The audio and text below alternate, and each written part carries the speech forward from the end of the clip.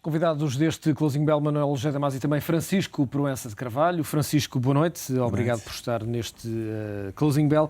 Vamos começar por falar das declarações de Silvio Berlusconi. Diz que a crise que ameaça a Itália não ameaça apenas a Itália, ameaça toda a Europa. E aqui estamos perante um problema de maiores dimensões. No caso da Irlanda, que acaba de ver a notação também considerada lixo, tal como a Grécia e Portugal, a Irlanda, juntamente com a Grécia e Portugal, são um problema, mas ainda assim um problema bem menor do que aquele que significa a Itália. Sem dúvida, mas a verdade é que quando a ajuda à Grécia foi feita, avisou-se que a seguir vinha a Irlanda. Depois, quando foi a Irlanda, avisou-se que vinha Portugal.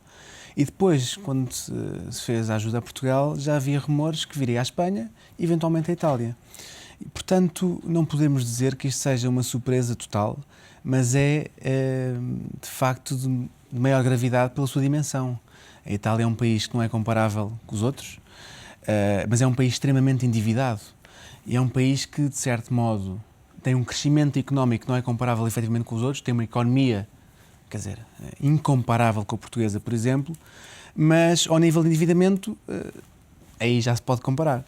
Portanto, quando Silvio Berlusconi diz que isto é um problema da Europa e não da Itália, é algo que eu penso que ele não precisava dizer, porque a partir do momento em que as coisas chegam à Itália, chegam efetivamente à Europa, e a incapacidade de recorrer, no fundo, destas ajudas que têm sido feitas, poderem suportar outro tipo de ajudas, por exemplo, um país como a Itália e depois, por exemplo, como a Espanha, e o efeito que isso poderá colocar a toda a Europa é verdadeiramente brutal.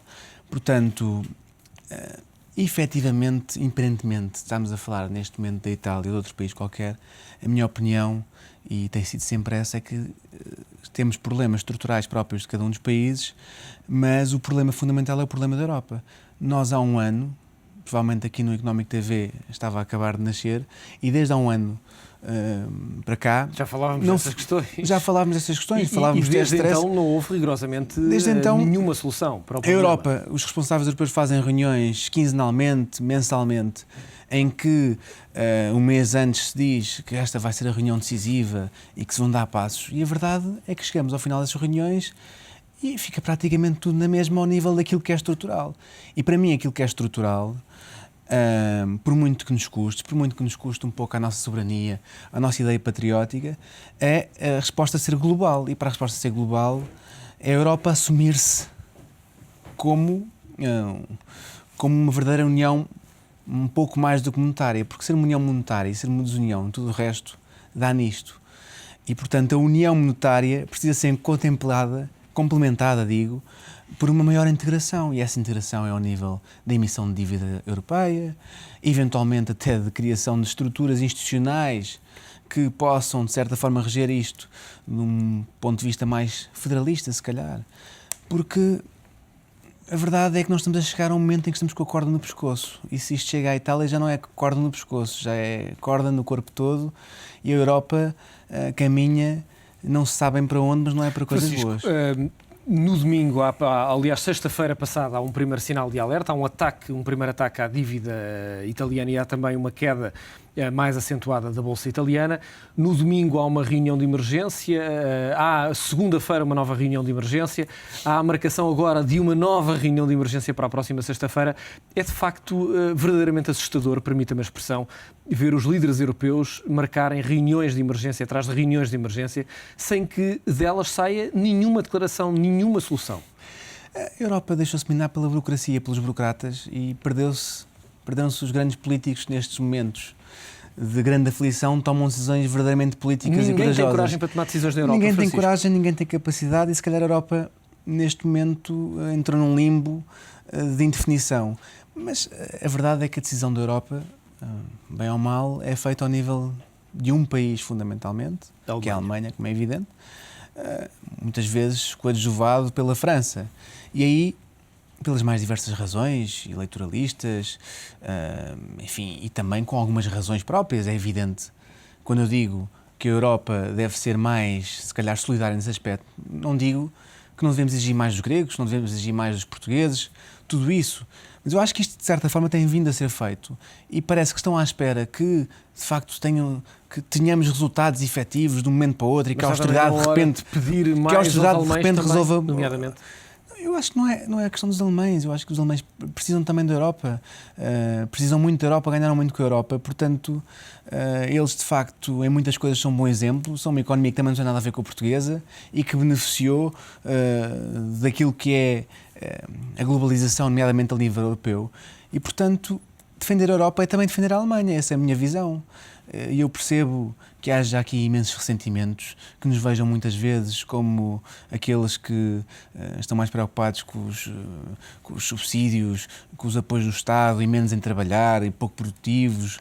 Enfim, somos sempre vistos como maus alunos. Mas isto é uma questão agora de pragmatismo e de coragem política, já não é uma questão de sentimento pessoal ou de cada país, por assim dizer. Portanto, eu acho que aquilo que é assustador é não só nós estamos há quase um ano em reuniões de emergência, atrás de reuniões de emergência, com grandes vitórias e sinais perfeitamente, não dão confiança nenhuma. Portanto, a mim não me espanta absolutamente nada que a Moody's nos mande para o lixo a Irlanda, porque a Moody's ou qualquer outra agência de rating não é uma agência supostamente para fazer política ou para agradar a este ou aquele. É para analisar os factos. Eu pergunto-lhe assim, pergunto ao Manel, se neste momento, nesta situação, de facto investiria em dívida irlandesa, ou até dívida portuguesa, ou dívida italiana.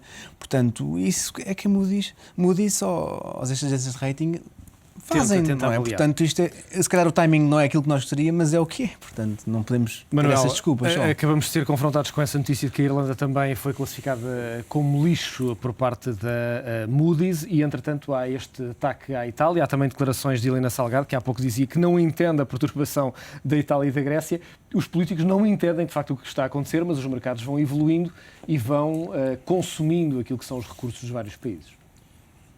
Parece-me que há uma nota central nesta anotação hoje da Moody's a propósito da Irlanda, que aliás já vem da avaliação da dívida portuguesa que gerou esta comoção generalizada, por assim dizer, e que tem a ver com o período pós este esforço de apoio da União Europeia às economias da periferia. E a este propósito parece-me que é importante nós olharmos para aquilo que durante a semana andou a ser dito em vários jornais europeus e que de alguma forma hoje por exemplo, o Diário Económico traz a outra versão da história, e que é este conflito entre o bem-estar e uma economia pujante. Ou seja, para nós portugueses, eventualmente para os italianos, e se calhar também para o resto dos europeus, o que está em jogo é um conflito entre um bem-estar que temos e o facto objetivo é que, por exemplo, se nós olharmos para Portugal, antes da integração na União Europeia, aquilo que é hoje, para o português médio, a qualidade de vida, nós vamos encontrar uma melhoria qualitativa muito elevada ou muito elevada. Portanto, esse bem-estar é um dado adquirido, é algo que nós não queremos deitar fora, mas, simultaneamente, nós temos economias que aparentemente não têm a capacidade de continuar a garantir esse bem-estar aos seus cidadãos. Alguns, nos Estados Unidos, dizem que aquilo a que nós assistimos foi a um efeito, a uma mentira, ou seja, que criámos modelos económicos ao longo de cerca de 30 anos, onde aquilo que produzíamos não era suficiente para sustentar este bem-estar generalizado, e o que aconteceu na prática foi que um grupo restrito enriqueceu muito e os outros viviam ali num falso bem-estar, e agora a festa chegou ao fim, não há dinheiro para todos, portanto temos o problema do endividamento. Esta é a forma simplista como o problema tem sido apresentado. Outros dizem na Europa, e essa é a opinião para nós mais preocupante, que o erro está logo na fase embrionária de construção do euro, quando os países do sul da Europa foram aceitos na moeda única logo na sua fase inicial. E aí claramente é onde o caso italiano ganha uma proporção completamente diferente, porque a Itália não é meramente um ator marginal na cena europeia, marginal aqui no sentido até de ter entrado mais tarde no processo de construção europeia. A Itália é um ator central do processo de construção de uma certa ideia da Europa.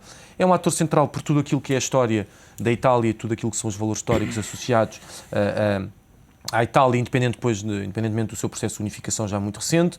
É um ator central por aquilo que é o peso da economia italiana, mas é também um ator central, e parece-me que é um aspecto que tem sido pouco salientado nos últimos dias. Nós preocupamos um pouco mais com estes aspectos caricatos, um bocado do fait divers das opiniões do Berlusconi e aquelas guerras dele com o seu Ministro das Finanças, mas há qualquer coisa na assimetria regional italiana entre o Norte e o Sul, e nesta crise da dívida há algo complexo para nós percebermos que tem a ver com o fenómeno regional italiano, que diz muito sobre aquilo que é a Europa. Um Sul que tem um bem-estar que aparentemente não consegue pagar e um Norte que se cansou de pagar para o bem-estar do Sul. Há quase na Itália, Manuel, se me permite interromper. Uma mini-Europa. É isso que eu queria dizer. Há uma mini-Europa. Um espelho daquilo que é a situação. Há uma europeia. mini-Europa.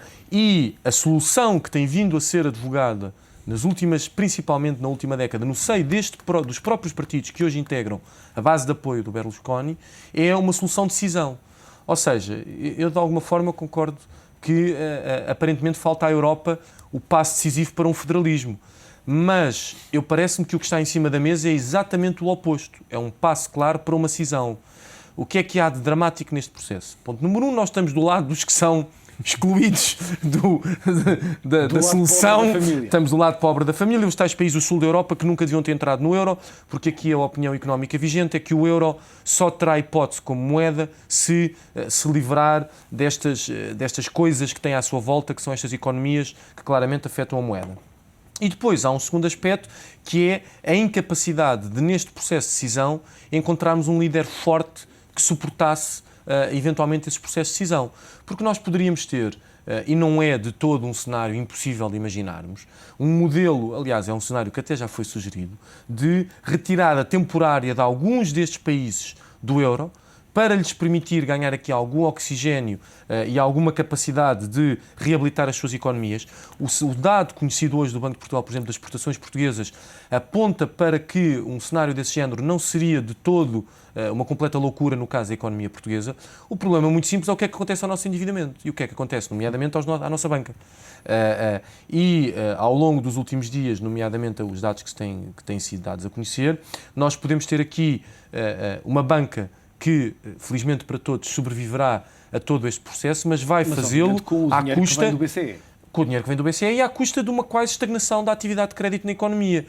Ou seja, é óbvio que as exportações são essenciais para a economia portuguesa, mas não são suficientes. Não são suficientes, claramente. Ou seja, nós temos aqui um problema, que é o tal bem-estar que criámos e que queremos segurar a todo o custo, só é sustentável com mais atividade económica do que aquela que resulta única e exclusivamente por exemplo, da atividade de exportações.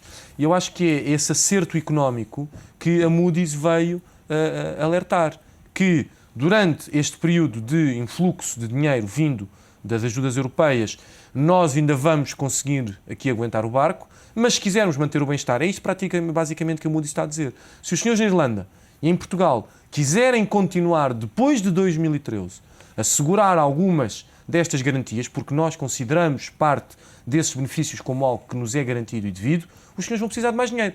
E a vossa economia, pelos dados conhecidos, e aí não é preciso vir a Moody's, são dados que o próprio Banco de Portugal indica, não tem essa capacidade.